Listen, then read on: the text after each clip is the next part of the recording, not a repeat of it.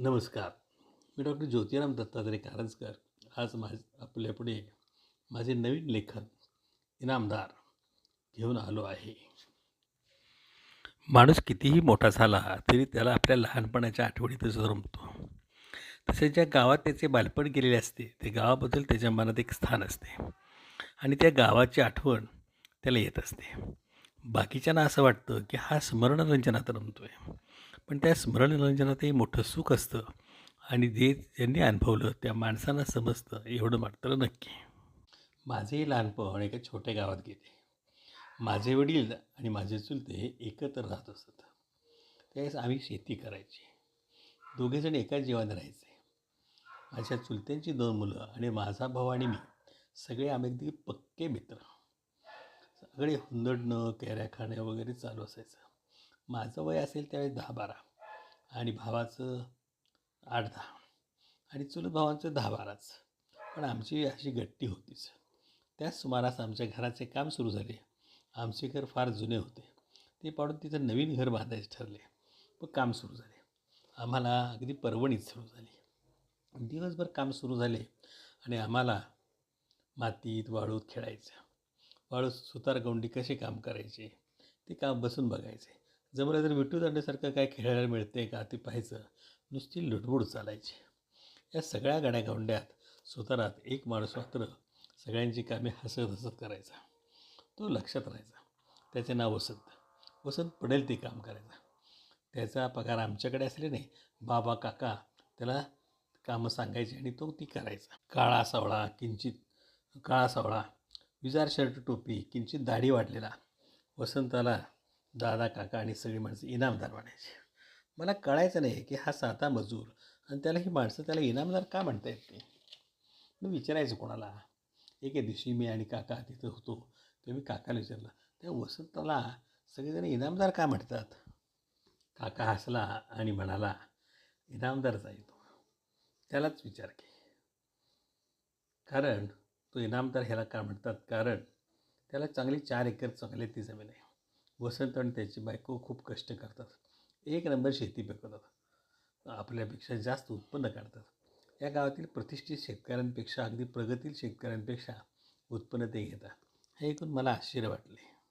एवढं सगळं चांगलं असताना सुद्धा इनामदार का बरं दुसऱ्याकडे कामाला जात असावेत. मी काकांना विचारले. एवढे जर चांगले आहे तर ते आपल्याकडे का बरं मजुरीने कामाला येतात. हा प्रश्न ऐकून माझा काका गालातल्या गालात हसला आणि म्हणाला, तुझी आणि वसंताची ओळख आहेच की. मला विचारण्यापेक्षा तू त्यालाच विचार की तो आपले काम काम करत होते का करत होते. मग मी मनाशी ठरवले की आता दुपारच्या सुट्टीतच आपण विचारायचे.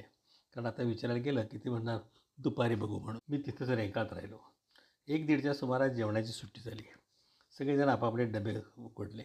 वसंतने मला डबा आणला होता. पण ते मला फारच आश्चर्य वाटलं.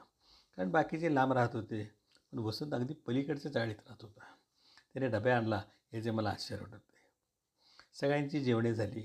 वसंत जेवण झालेलं पाहून मी त्यांची जवळ गेलो. त्यावर तो म्हणाला, काय धाकटे मालक, काय काम काढलं माझ्याकडं. काम काहीच नाही, पण एक गोष्ट विचारायची होती म्हणून आलो होतो. पण आणखी एक गोष्ट विचारायची होती. विचारू. मी विचारले. विचारा वसंत म्हणाला. तुमचे घर जर इतक्या जवळ आहे तर तुम्ही डबा घेऊन जेवायला का येता. त्यापेक्षा आमच्या काकांसारखे घरी का जात नाही जेवायला. मी विचारले. माझ्या प्रश्नावर ते हसले आणि म्हणाले, माझं घर जवळ आहे हे जरी खरं असलं तरी मी तुमच्याकडे रोजाने कामाला आहे. म्हणजे दिवसभर काम करायचं आणि त्याचा रोज घ्यायचा. आता घरी जायचे म्हटलं तर त्या दिवसातलं वेळ वाया जाणारच की. आणि आपल्याला ज्या दिवसाची मजुरी घेतो आहे त्यात आपल्यासाठी वेळ घालवणं मला पटत नाही.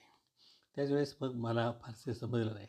मी मान डोललेले म्हणले, आता तुमची एवढी शेती आहे ती चांगली पिकणारी आहे तरीसुद्धा तुम्ही अशी मजुरीच का करता. त्यावरती म्हणले, माझी जमीन चांगली आहे. त्यात 1 नंबरची पीक येतात, चांगले उत्पन्न येतात. हे देवाच्या दयेने. हे सगळं खरं आहे. पण त्या जमिनीत पीक उत्तम येतं. पण शेतीत किती दिवस काम असतं. त्यावेळेस मी ते काम करतो. पण इतर दिवशी काय नुसतं बसून राहायचं काय. म्हणून मी आणि माझी बायको कुठे मिळेल तिथं रोजगार करतो. माझी मुलं अजून शिकत आहेत. त्यामुळे त्यांना पैसा अपुरा पडायला नको. मला आश्चर्य वाटलं. पण काहीतरी विचारायचं म्हणून मी विचारलं, काय शिकत आहेत तुमची मुलं आणि त्यांना काय करायचं विचार आहे तुमचा. माझा थोरला मुलगा कॉलेजच्या 1ल्या वर्षाला आहे आणि धाकटा 9वीला आहे. आता बघू काय शिकतील तेवढे शिकवायचं. काय शिकायचे त्यांनी ठरवायचं. आपण ते बास बनेपर्यंत शिकवायचं एवढंच खरं. त्यासाठी अजून कष्ट करायची तयारी आहे माझी. वसंत मामाचे बोलणे ऐकून मी आश्चर्यचकित झालो. आपली मुलं मोठी काहीतरी शिकत आहेत आणि त्यांना आपण मदत करायची. ती जोपर्यंत शिकत आहेत तोपर्यंत मदत करायची. किती मोठा विचार या अडाणी माणूस करतो आहे याचं मला आश्चर्य वाटतं. त्यानंतर आम्ही घरी आलो. शहरात आलो. 2-3 वर्षांनी गावातच उभ्या गेल्या जाणं येणं व्हायचं. पण वसंतबाबाची आठवण यायची. त्याची जिद्द आठवायची. त्याचा प्रामाणिकपणा आठवायचा. पण त्याची गाठ पडली. असे 2-3 वेळा झाले. एकदा निश्चय करून गेलो की त्याची आपली गाडी घ्यायची. गेल्या 10 वर्षात त्याची गाठच पडली नव्हती.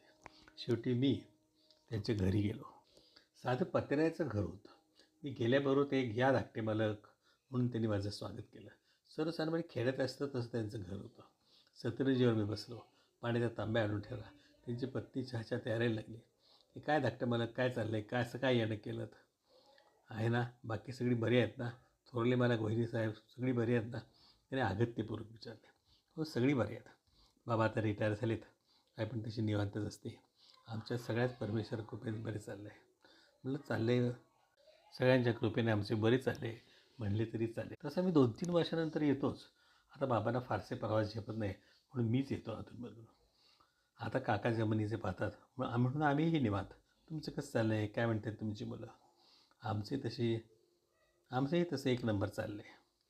आता पहिल्यासारखं काम करत नाही. शेतीच करतो. मुलांना आवडत नाही. पण जमीन काही काळी म्हणजे काळी आहे. अंगाखांद्यावर तिच्या बागडलो. आता जमिनीत माझं मन रमतं हे मात्र नक्की.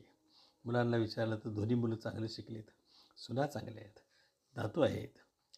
ती पण तुमच्यासारखी पुण्यातच असतात. कधी सुट्टीला आली की आठवणी येतात. सगळं सोन्यासारखं चाललं आहे. देवाचीच कृपा आहे असं म्हणून त्याने आकाशाकडे पण नमस्कार केला. एवढं जर चांगलं चाललं आहे तर तुम्ही दोघं नाही का जात पुण्याला? वाट्याला देऊन टाकायची शेती. नातवंडामध्ये जीव रमेल तुमचा आणि मुलांना पण तुमचा आधार होईल. मी नाही म्हणता तुम्ही म्हणताय ते खरं. पण आम्हाला नाही करमत पुण्याला जायला. एकदा 8-10 दिवस होतो 2 वर्षापूर्वी. पण 7व्या मजल्यावर जायला अगदी लिफ्ट होती.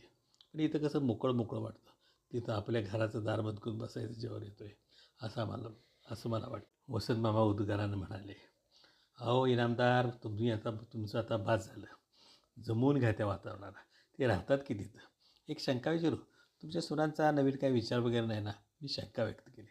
यावरती दोघं मनापासून हसली आणि म्हणाली, आमच्या सुना आम्हाला लेकीसारख्या आहेत. नाही लेकीच आहेत. एक वेळ ही पोरं विसरतील आम्हाला. पर किती वेळेला येत आहे का म्हणून. पण या दोघींची सारखी या की चाललेलं असतं. पण माझं ऐका जा राहायला मुलाकडे. मी अगदी आग्रहानं म्हटलं. जायला तशी हरकत नाही. पण अंगाला वळण पडलं आहे काम करण्याचं. त्या जमिनीवर मनापासून प्रेम करतो आणि त्याच्यामुळं माझी पिकं भागातच एक नंबर असतात. म्हणून माझी काळी आई म्हणजे मी जमीन आणि मी तिच्यापासून दूर जाणारच नाही. आणि हे गाव ह्या गावातल्या माणसांनी माझ्यासारख्या साध्या माणसाला इनामदार म्हणतात. गावाचं माझ्यावर किती प्रेम आहे ते समजतं. आणि गावाच्या भूमीला पांढरे म्हणतात. तिलाही मला सोडवत नाही. या दोन्ही आयांच्या कुशीत राहण्याचं भाग्य फारच थोड्या माणसाला मिळतं आणि मी भाग्यवान आहे. असं बोलत असताना त्या इनामदार जोडप्याच्या डोळ्यात नकळत अश्रू आले आणि मला जाणवलं की खरा इनामदार कसा असतो तो, जो आपल्या घराशी आपल्या कामाशी शेतीशी आणि कुटुंबाशी इमान राखून असतो तो. असे इनामदारापुढे मी नकळत हात जोडले आणि भारवलेल्या अंतःकरणाने घराकडे परतलो. इनामदार.